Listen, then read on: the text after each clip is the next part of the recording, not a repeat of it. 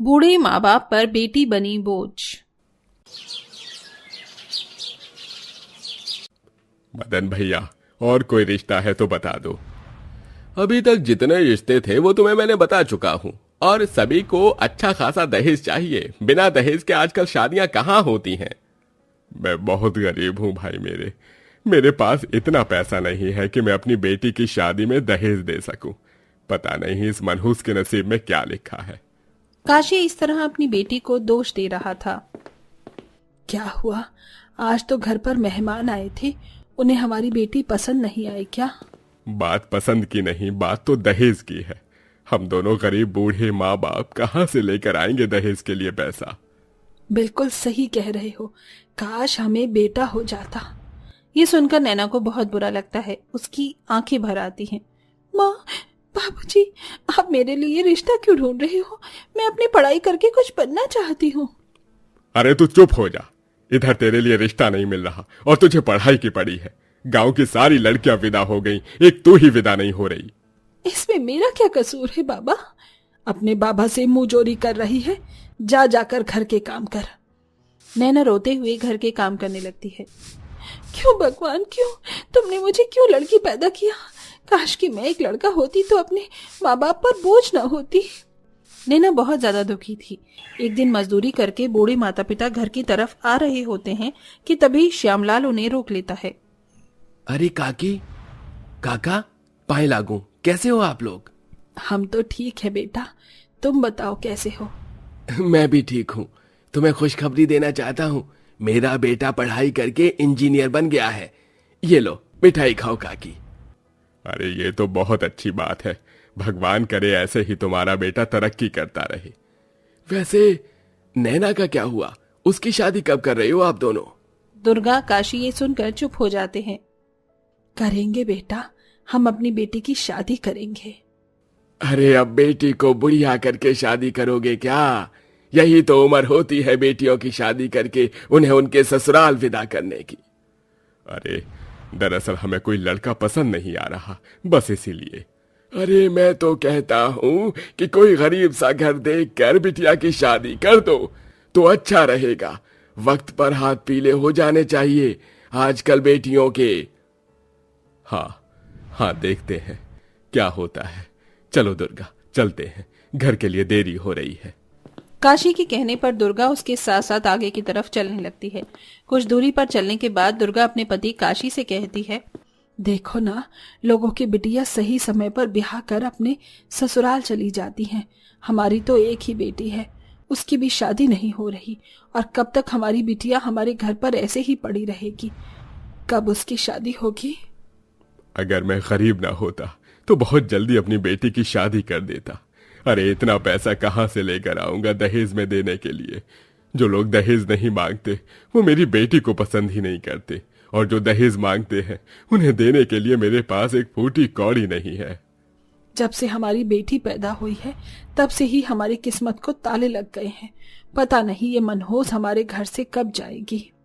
अब तो बूढ़े माता पिता परेशान ही हो चुके थे, क्योंकि गांव के सभी लोग उन्हें ताने जो देने लगे थे। लेकिन इधर इतना कुछ होने के बाद भी नैना अपनी पढ़ाई में जरा भी ध्यान नहीं भटकाती। उस दिन जब बूढ़े माँ बाप घर वापस लौटते हैं तो नैना ने घर में खाने को कुछ नहीं बनाया था। अरे ये क्या, सारे बर्तन खाली पड़े हैं, खाने को कुछ नहीं बनाया तुमने? पढ़ाई करते करते समय कब बीत गया पता ही नहीं चला, मैं अभी खाना बना देती हूँ। नैना के इतने कहते ही दुर्गा उसकी किताबों को उठाकर फेंक देती है।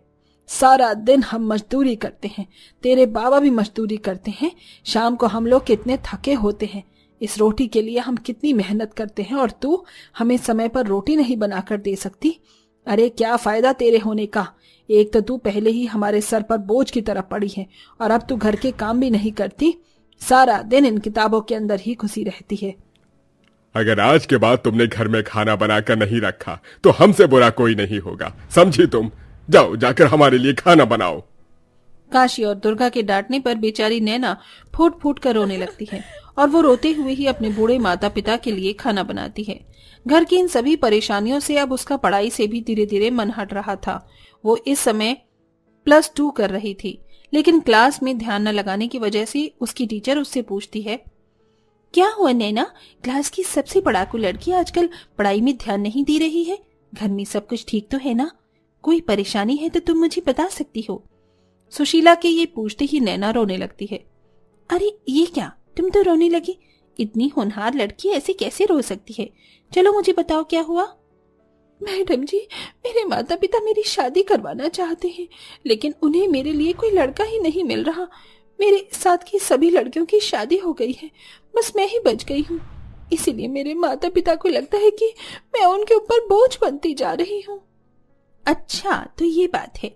ये तो सच में बहुत गंभीर बात है। तुम्हारे माता पिता बूढ़े होते जा रहे हैं, उन्हें भी तुम्हारी चिंता सताती है। बस ये सब इसीलिए हो रहा है। तुम परेशान मत हो, सब कुछ ठीक हो जाएगा। अपनी स्कूल की सर्टिफिकेट और आईडी लेकर कल स्कूल आ जाना। सुशीला के कहे अनुसार नैना अगले दिन सुशीला को अपने सारे सर्टिफिकेट और आईडी लाकर दे देती है, जिसके बाद सुशीला नैना के कई सरकारी फॉर्म भरवा देती है।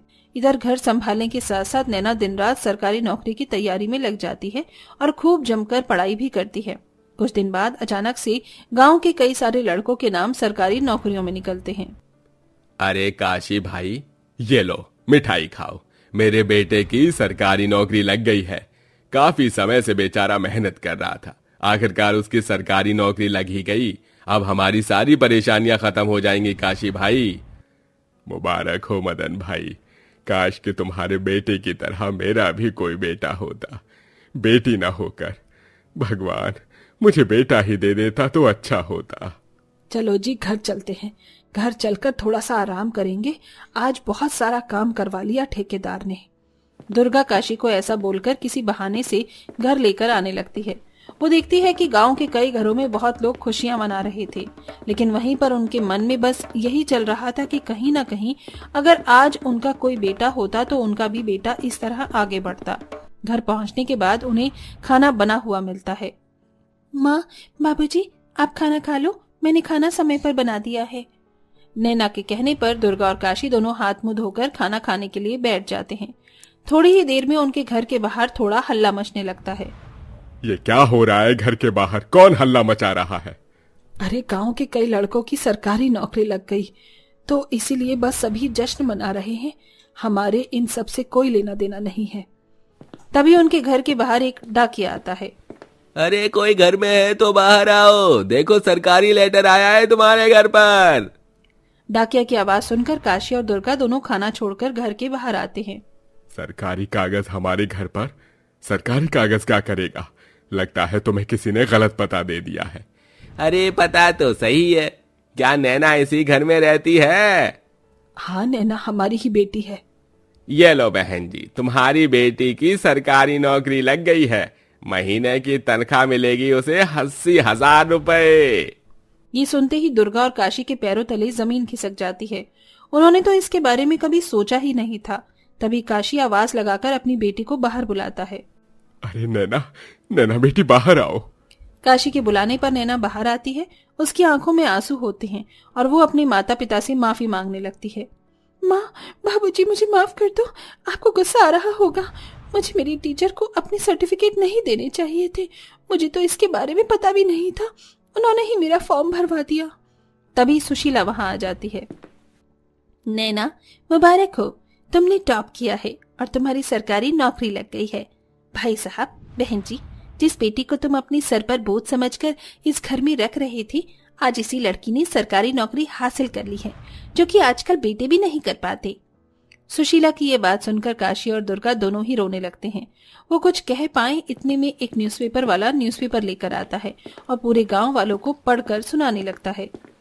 अरे अरे गांव वालों सुनो, हमारे गांव की एक बेटी है जिसने सरकारी नौकरी के लिए टॉप किया है और उसकी कलेक्टर की नौकरी लगी है। देखो तो हमारे गांव की लड़कियां कितनी तरक्की कर रही हैं। जब गांव के सभी लोग न्यूज़पेपर पर नैना की फोटो देखते हैं तो सभी का मुंह बंद हो जाता है। तभी गांव में हल्ला गुल्ला सुनकर सभी वहां पहुंच जाते हैं। ये सब देखकर दुर्गा और काशी अपनी बेटी से कहते हैं, देख बेटी, देख, तूने हमारा नाम रोशन कर दिया।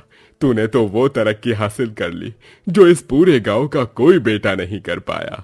बेटी, हमें माफ कर दे, हमने तुझे बहुत समझा, लेकिन तू तो हमारे बुढ़ापे की लाठी निकली। दुर्गा और काशी दोनों ही नैना के आगे हाथ जोड़ने लगते हैं। ये देखकर नैना रोने लगती है और उन्हें ऐसा करने से रोकती है। माँ, भाभी ऐसा मत करो, आपको मुझसे माफी मांगने की जरूरत नहीं है। आप इस बात से खुश हो, मेरे लिए इतना ही काफी है। देखना, अब सारी परेशानियां खत्म हो जाएंगी।